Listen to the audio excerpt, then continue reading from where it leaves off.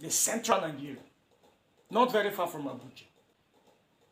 The question I keep asking is, every time these narratives keep popping up, and Nigerians don't have any solution to that, the government don't have any solution to it, nobody among the president's advisors can say, okay, these are the things we have to do to sort these things out, to solve this problem. The governors are incapacitated. Come on. It is painful. It is very painful. Now, there are things in the course of this video that I want you to watch.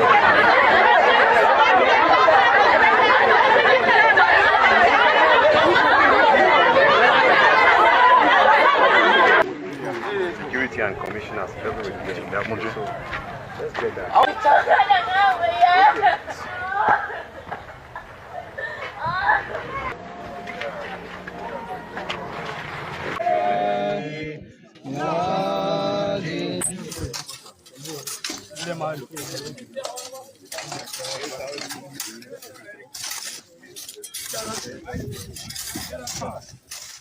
Yesterday night we discover some militiamen known as herdsmen who invaded Zike, Kimakpa community in Kol district of Irigwe Chiefdom Basa local government area. They started shooting, they burnt houses, they macheted people, and as I speak, we have recovered about 51 dead bodies on ground. And then we are still searching. I will not say that is the end, but we are still searching on other corpses around the bushes. And that is the situation of what happened. So Fulani herdsmen invaded this community, killed and macheted the Irigwe people. I am telling you, the situation is very disheartening, very sad to see. If you turn your camera to look at women, children, aged crying, you will yourself, even as journalists, also join in shedding tears because the situation is bad. To say a single attack, over 50 people have been killed. Something needs to be done to put a halt to this. Fulani people have been killing us in this our community. And several times, they will come and attack us. We Irigwe people have never gone to their Ruga to attack them. So they have been coming and be killing every time. We are tired of this killing. We are tired of this killing. Enough is enough. Are tired. Enough is enough. From last year, if I will give you the account of women that lost their husband, we have about 570 something women that Fulani people killed their husband. We have so many widows and orphans in this community. So we are tired. This thing enough is enough. We want Fulani people to stop doing all this thing that they are doing to Irigwe people. We don't want them again. There are several times that they will call us for peace talk. Well, after peace talk, another thing will come out. After peace talk, another thing will come out. Last week we have peace talk with with sector. We talk about this peace something, but see what happened yesterday again. We lost so many people that don't bear the Nigerian looks, and they don't speak what we speak. Their Hausa, it's one sort of Hausa. It's not the normal Hausa we Nigerians speak. So it is with the Fulanis they speak. There is a trend of language they speak. And there are some of our people who understand what they speak. And they give it names. They say they are Malians and different form of people. But they are not Nigerians. Bolivians. By our own ethnicities, we know we can identify a Fulani man, a Yoruba man, a Hausa man, and all that we know them. And then with the regular traditional herders, we know them walking with cows, just herders, and then with some stick and at most the machetes. That is not the case. These folks are coming in fully armed with AK-47s, AK-49. And then you begin to think. You begin to think about this country. Where you think this country is going to. What do we think this country is going to? Now, the people of the land, they came out, the Irigwe people said, these are Fulanis headmen. And that this thing has been on over and over. In fact, references were made that more than 570 of their men have been killed. How do you know that? Women that are widowed, 570 of them have been killed in a country, in a place where there is a head of state, in a place where there is military apparatus given the responsibility to protect lives and property, in a place where there is civil forces to enforce the obedience and compliance to civil rules and law, the police. These things are going on. Killed people. A record of 50-something people. As at this time, the count was 50-something. 50-something people dead. And then the governor is coming to tell you that, yes, the people, they physically don't look like the indigenous Fulanis. Their languages don't sound like the Fulanis. That the Nigerian, the question now I'm going to pose to you, Mr. Governor, the Fulanis, are they Nigerian? Are they Nigerians? The people are saying that, listen, these people drove in and came in, and we know who they are. They are the Fulani herdsmen. They are the ones responsible for this thing. They are the ones that are killing our people. They say they have had meetings with them on how this onslaught can end. That 2 weeks ago they had a meeting and it was all centered around solving this problem. And yet this thing happened. And yet there is a political statement that it is not the Nigerian Fulanis, that they are strangers. How could they be strangers? Those that know the terrain. Why can't me now, myself, from where I'm filming, why can't I come to Plateau State? Why can't I come to Plateau State, do what they have done in Plateau State and escape? Those who did those things are people who know the terrain of that environment. Are people who know how to get in and out of that community. So don't come and give us a statement that they are foreigners. No, they are Nigerians. They are Nigerians. They are Nigerians. How many dialects do you have in Benue State? You're saying that the tongue, the way they speak are not like. Stop playing politics with the blood of people, with the blood of people. People are dying, and then you're coming to say, instead of being decisive, taking up responsibility, you're blaming it on, strangers. No, they are not strangers. Internally, if you have internal issues solved, you will not be assaulted by external forces. It's very painful. Everybody's talking politics 2027. This is happening. This is happening. Why the blood of these men speak? You're thinking on how to ride into power. I get offended, even, just looking at the Nigerian polity. Nobody seems to care about anything. See, now listen. In Niger Delta alone, if you count the number of policemen, all they are doing is to secure the federal assets, petrol, crude oil,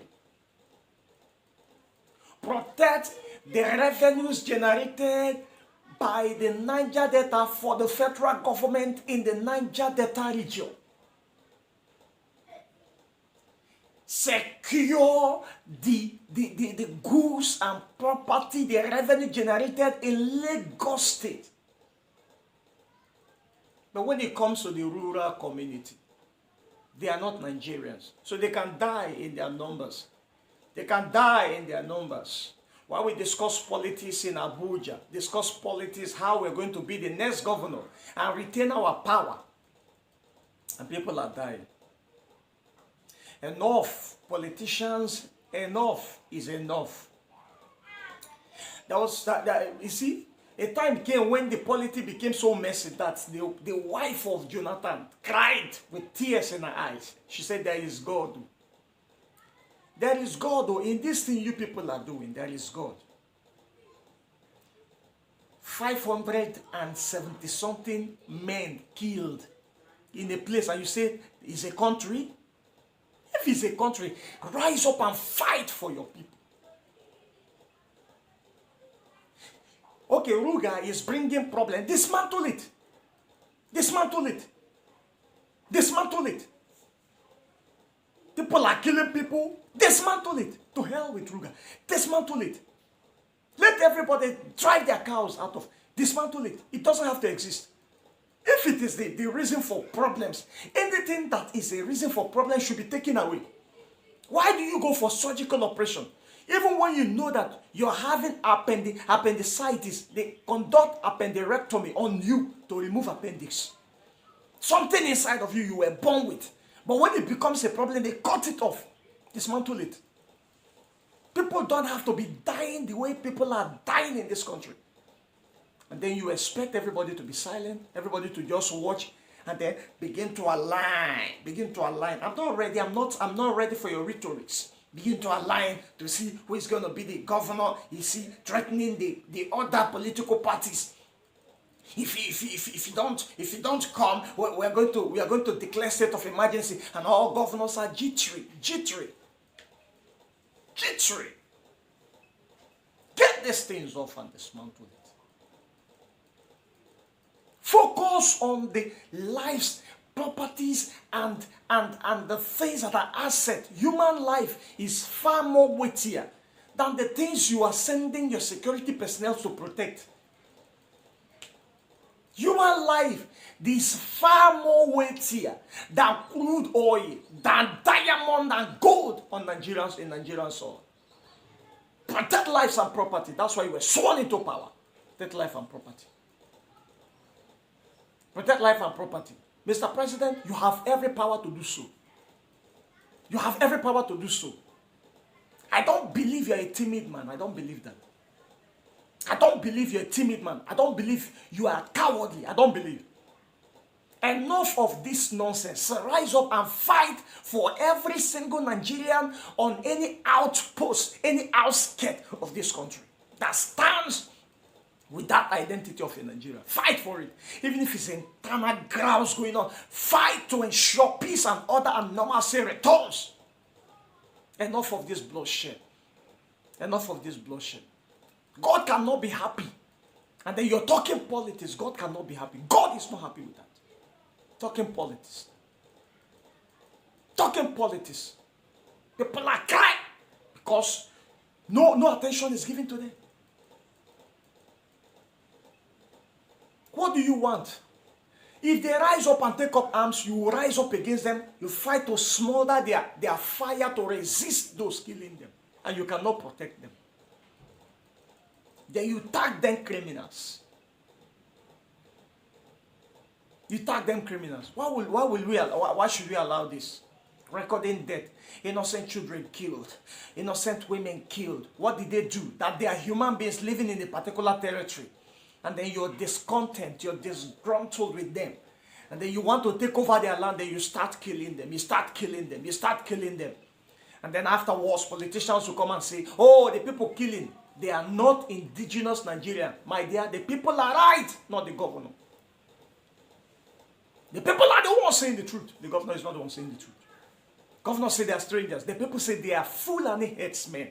It is fulani herdsmen and not the governors, what have you, strangers. Enough of this rascality. We must stop it and stop it vehemently. Mr. President, the ball is in your court. It's not about politics. Save this country by saving the remotest place in this country. God bless every Nigerian. This is the second phase we are seeing. The initial one was with the traditional herders.